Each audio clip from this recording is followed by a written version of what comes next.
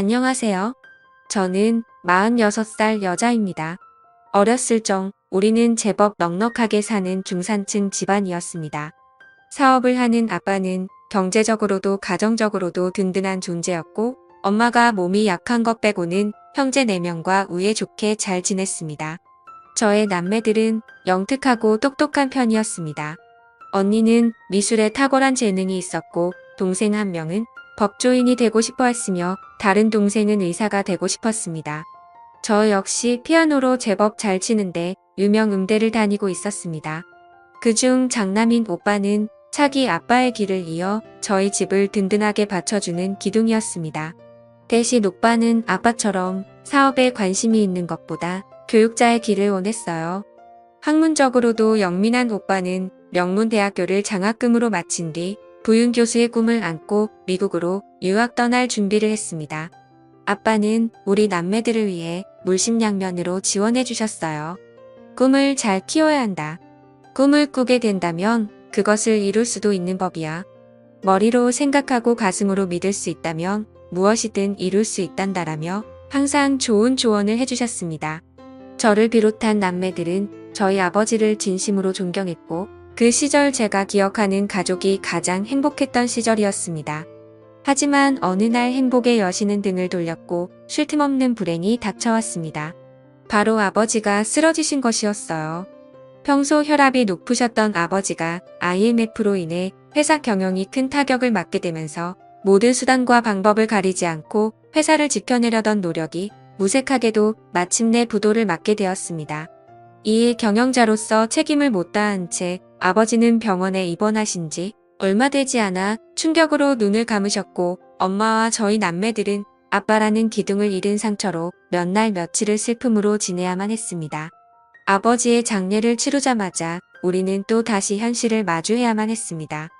회사의 막대한 채무로 인해 주변 곳곳에 착딱지가 붙었고, 제 경제적 상황은 나락에 떨어지고 말았습니다.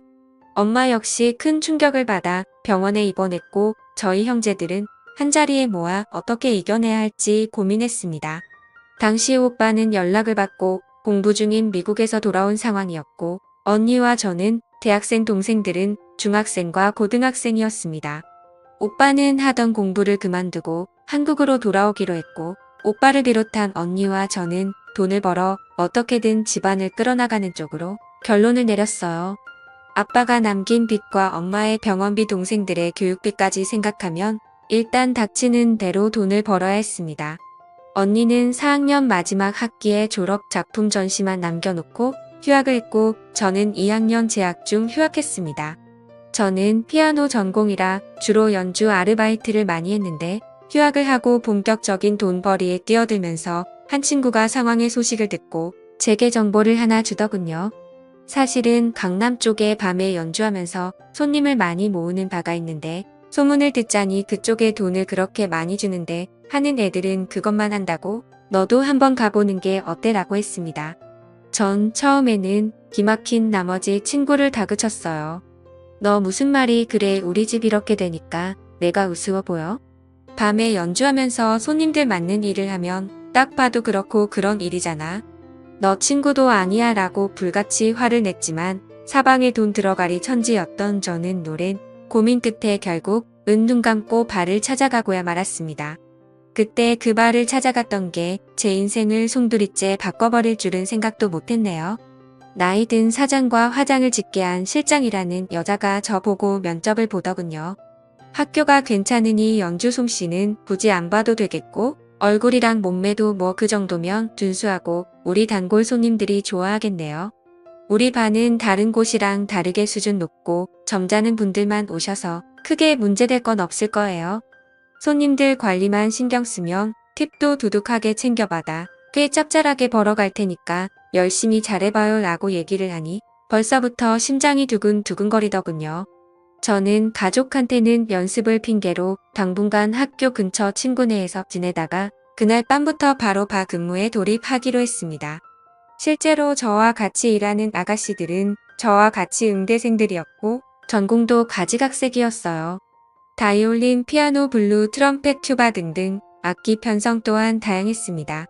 주로 클래식이나 재즈를 연주했고, 손님들의 호응에 따라 지목받 으면 곁으로 가서 맞춰주었습니다. 바에서 말한 대로 점잖은 고객들이 대다수 많이 오긴 했지만 간혹 멍멍이 같은 손님들도 들리고는 해서 그야말로 손님복은 복불복이었습니다. 주로 옆에서 잔을 채워주고 말도 묻어주는 일을 했지만 간혹 분위기 취해선을 넘는 위험한 제안도 많이 받기도 했어요.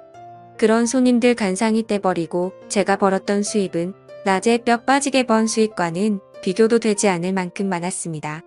저는 기쁜 마음에 동생에게 용돈을 팍팍 줬고 엄마의 밀린 병원비도 납부했어요. 언니 오빠는 제게 어디서 돈이 나서 그렇게 많이 쓰냐고 하는데 사실대로 말할 수 없었던 저는 어영부영 넘어갔습니다. 그러던 어느 날 바에서 피아노 연주를 하고 있던 저는 누군가의 지목을 받게 되었습니다. 악보를 두고 익숙하게 손님의 옆으로 갔는데 근데요 아저씨가 여긴 어떻게 오셨어요? 저를 지목한 손님은 다름 아닌 제가 아는 아버지의 친구분이셨습니다. 아빠에게 어릴 적 고향 친구이자 사업 파트너였던 아저씨, 저의 남매들 어릴 때부터 하나같이 잘 챙겨주셨던 바로 그분이셨습니다. 반가운 마음에 인사를 하자 아버지 친구분은 웃으시더군요. 원래 내가 여기 단골이었는데 요새 일이 바빠 잠시 못 들렸거든.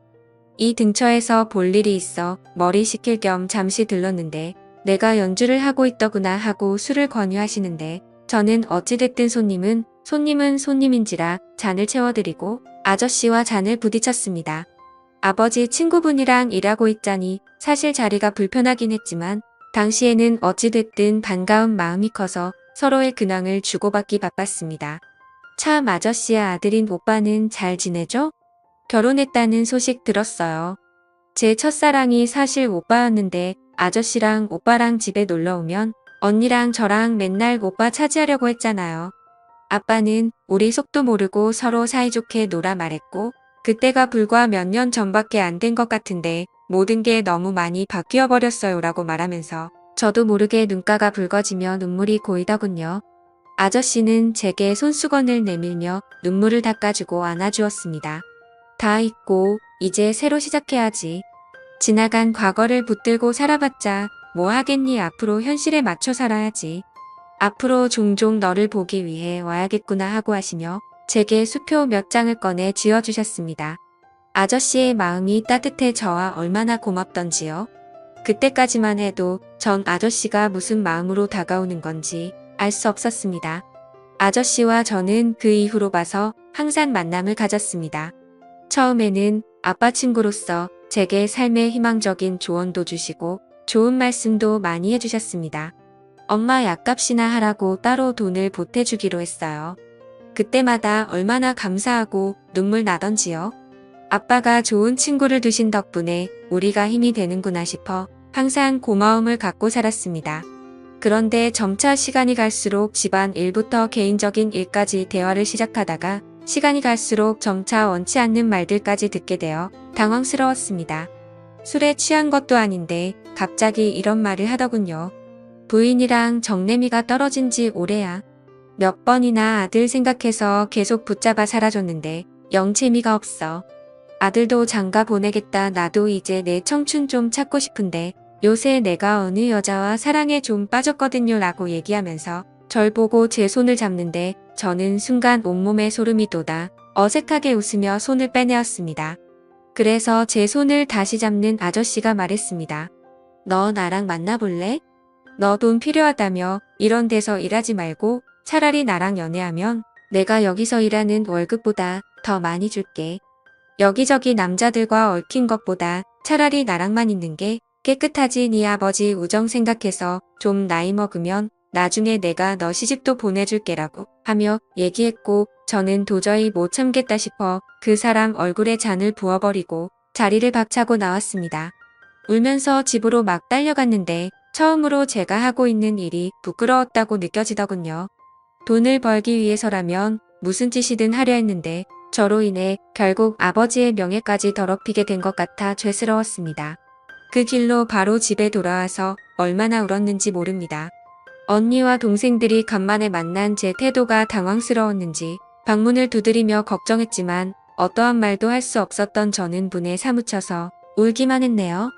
저는 충격이 심해 발을 그만두었고 다시 평범한 일자리를 구했지만 쉽게 돈 버는 맛을 봐버린지라 성에 차질 않았습니다. 제 수입이 크게 줄어들자 집안은 다시 휘청거렸고 그 와중에 엄마의 심장병이 도저 쓰러져 급히 수술이 잡혔습니다. 생활비와 빚만으로 허덕이고 있는 신세의 엄마의 큰 금액에 수술비까지 감당할 수가 없겠더군요. 그렇다고 엄마 수술을 미룰 수도 없는 상황이었고요. 저는 결국 국리 끝에 아저씨한테 연락을 했고 아저씨는 우습게도 제 전화 한 통에 병원으로 달려와 엄마 수술비로 큰 돈을 서슴지 않고 내놓았습니다. 가족들은 그 시커먼 속내도 모른 채 얼마나 고마워했던지 특히나 엄마는 감사하다며 아저씨 앞에서 감동받아 우시기까지 했습니다. 아저씨는 저희 가족들에게 힘들어도 조금만 힘내십시오. 용기와 희망을 잃지 않고 살다 보면 언젠간 볕들 날이 있을 거에 내 친구 녀석 가족이면 제 가족이나 마찬가지니까 제가 물심양면으로 돕겠습니다. 라고 든든하게 말하니 가족들 아저씨한테 다 넘어가 버렸습니다. 가족들의 환심을 산 뒤 저를 따로 불러 주소 하나를 주더군요. 이곳이 내 오피스텔 주소야. 앞으로 이곳에서 자주 보자라고 했습니다. 저는 그렇게 30여 년 차이 나는 아버지 친구와 파국의 미래가 보이는 더러운 사이를 시작했습니다. 대가로 저는 그토록 필요했던 돈을 얻었고요. 아저씨가 저를 어찌나 마음에 들어있는지 말만 잘하면 원하는 금액을 쉽게 나오더군요. 저로 인해 조금씩 집안 환경은 나아지기 시작했습니다. 언니 마지막 학기도 잘 마쳤고 동생들 학원도 좋은 데로 옮겨 원하는 대학 진학을 위해 뒷바라지를 아낌없이 해줬어요. 집도 조금 나은 환경으로 이사하게 해줬습니다. 형제들은 제가 큰 돈을 벌어오자 처음에는 그 돈 어떻게 벌었냐고 캐묻고 의심했지만 점차 자신에게 돌아오는 혜택이 많아지니 입을 다물었습니다. 제가 돈을 내놓지 않으면 살 수가 없으니 뭔가 찝찝한 일을 한단 뭐라 할 재간이 없어 아예 입을 닫은 것입니다. 처음엔 곤란하지 않아 다행이다 싶었지만 한편으론 형제들이 무서워지더군요. 그러다가 교수의 꿈을 포기한 최학원 강사로 월급쟁이 노릇하고 있던 오빠가 저를 앉혀놓고 말했습니다. 나 사실은 미국에 있는 교수님께 연락이 왔어. 내 사정 알고 장학금 지원해 주시겠다는데 일단 미국에 들어가려면 최소한의 보증금이 필요해. 내가 나 좀 도와주면 안 될까? 이번이 나한테는 정말 마지막 기회라서 그래 평생 안 잊을게 라고 말하는데 저는 오빠의 절실함이 가슴 안쪽까지 전해져와 모른 척할 수가 없었습니다. 그날 밤 저는 저를 찾은 아저씨에게 오빠가 필요한 돈을 요구했네요. 처음에는 금액이 커서 안 되겠다던 아저씨도 제가 술수를 부리자 결국 오빠를 위한 돈을 마련해 주었고 오빠는 그 길로 제게 고맙다는 말도 없이 미국으로 떠나버렸습니다. 그리고 그 이후로 20여 년이 흘렀습니다. 20년 동안 수많은 일들이 있었지만 사연으로서는 말로 못다하는 점 양해 부탁드립니다. 대강 큰 틀만 말씀드린다면 저는 그 이후로 그렇게 향후 몇 년간 아저씨의 첩생활을 하면서 아저씨 본부인에게 머리채도 잡혀보고 온갖 더러운 꼴 비참한 꼴도 당해보고 심지어 아저씨의 아이까지 갖게 되었습니다. 본부인으로 인해 집안에까지 모든 일이 알려지게 되었고 저는 가족들에게 돌이킬 수 없는 낙인이 찍혀왔습니다. 집안을 일으켜 세운 긍정적인 대가는 창으로 혹독했네요. 이혼 모가 돼버린 저에게 아저씨는 시집 보내주겠다는 약속을 저버리고 더 어리고 예쁜 여자에게 마음을 뺏겨가 버렸습니다. 아이까지 낳고 첩생활하면서 받은 돈이 상당히 있음에도 불구하고 제 수중에 가진 재산은 얼마 되지 않았어요. 허나 정작 제 도움받은 형제들은 다 잘되어 떵떵거리며 잘 살게 되었습니다. 오빠는 돌아와서 그토록 바랬던 정교수가 되었고 집안 좋은 여자와 결혼을 했습니다. 모든 형제들이 오빠의 결혼을 축하했지만 저는 초대받지 못했습니다. 해냐 제가 할까봐 다들 쉬쉬했고 그건 다른 형제들의 일도 마찬가지였어요. 언니는 미대를 졸업해서 외국 사람과 결혼하고 한국을 떠났고 동생 한 명은 5급 행시에 합격해 공무원이 되었으며 다른 한 명은 의사가 되었습니다. 언니 시집갈 당시 모자르다는 혼수 자금 보태고 온갖 더러운 일 다해 가며 동생들 편하게 공부하게 등록금 다 대주고 공부 뒷바라지 해줬는데도 제 잘나서 얻은 권리인 줄 알더이다. 그들이 받은 돈 안에 숨겨져 있던 제 처절한 피눈물과 안을 철저하게 외면했습니다. 그나마 엄마 연락을 가끔 있는데 엄마도 다르지 않더군요. 누구 덕분에 엄마가 건강하게 지금껏 자식들 덕 보면서 사시는 걸 아시는지 모르시는지 그날은 오빠 결혼식을 뒤늦게 알고서 섭섭함 왜 내게 청첩장을 보내지 않았냐고 말한 때였어요. 엄마가 제 가슴에 대못을 박는 말을 쏟아내시더군요. 저도 한때 반짝반짝 빛났을 때가 있었습니다. 피아노 연주로 콩쿠르에서 상도 받고 목표했던 대학에 입학해 풍부한 재능으로 장래가 촉망되는 피아니스트였습니다.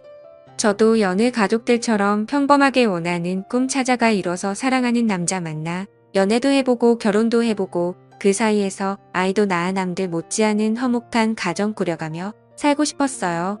그렇지만 가족을 위해 모든 걸 다 희생했는데 그들은 단말 다 빼먹은 제 몸뚱아리가 쓸모 없어졌다고 이제와 그림자로 살려만 하는지 모르겠습니다. 창피하고 부끄러워하고 수치스러워하는 존재 크게 제 이름이 되어버린 지금의 현실을 제가 어떻게 이겨나가야 할지 모르겠네요. 게다가 제일 마음 아픈 건 지금은 저와 같이 살고 있지 않는 내 아들 대가로 그 아이를 얻은 건 엄마로서 행복이자 존재로서 불행이었습니다.